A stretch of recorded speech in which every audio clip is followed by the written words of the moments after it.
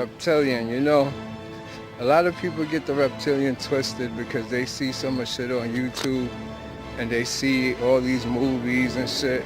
We've been in mythology and a whole bunch of other sci-fi when my account is nothing like any of those.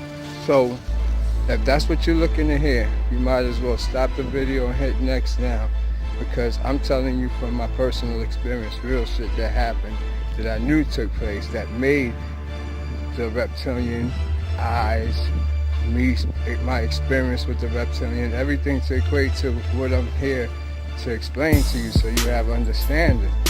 You know, we've been so told of everything and we so lacking of experience, so we believe that just about anything that's in mythology could come to life and have a different meaning than a spiritual meaning. Anything in mythology, you look at it as it has a significance, and it's a spiritual significance. But we take it in a literal sense and we miss the whole allegory of what it's trying to convey. And so with that in mind, I'm gonna give you my experience with what took place that gave me the reptilian eyes.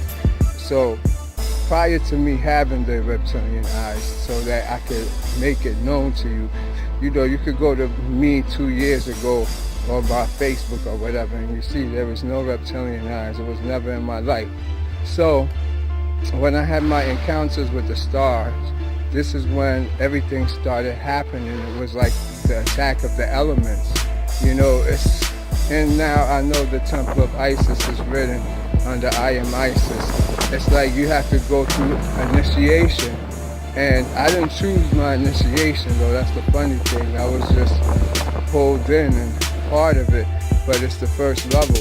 How you doing, ladies? Yes.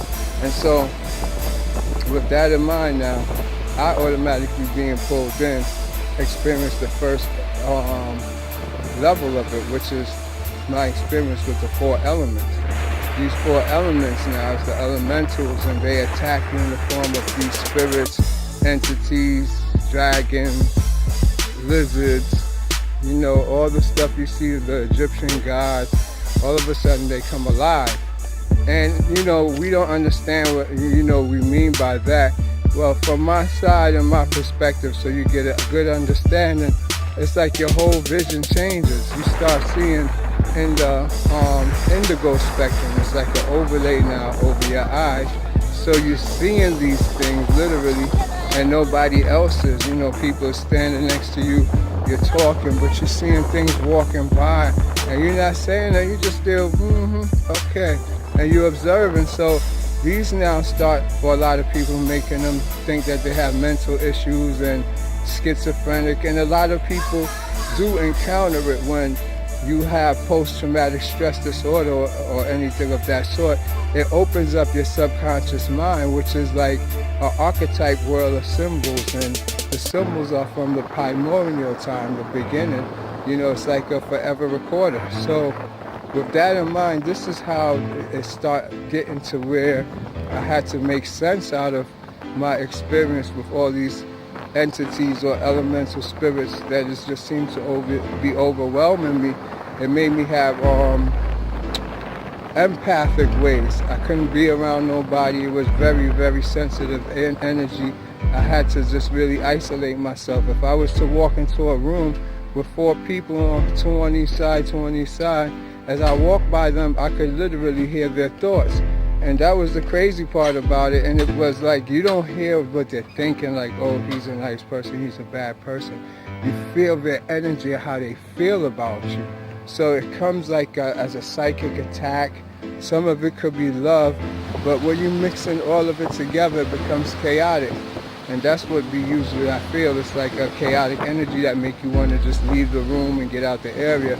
So you learn first that you have to isolate yourself and how to protect yourself from other forces or negative energy or energies that you're not in balance with. It also now make you very aggressive because the energy is so strong. It also gives you a radiance. This radiance, other people interpret it in an aggressive form, but you don't mean it in an aggressive form. It's more, now you're projecting your mental and emotions with your thoughts and your words. So they encounter it in the sense of that type of energy. So they will feel like they're being, more mentally attacked and psychologically attacked with your words, which could be very painful to them, but you don't really come off to you in your sense. To you, you just probably turned it up one notch, but to them it went up like 15, 20 notches. So you got to understand that's like the first level, the empath, and to master your empath self.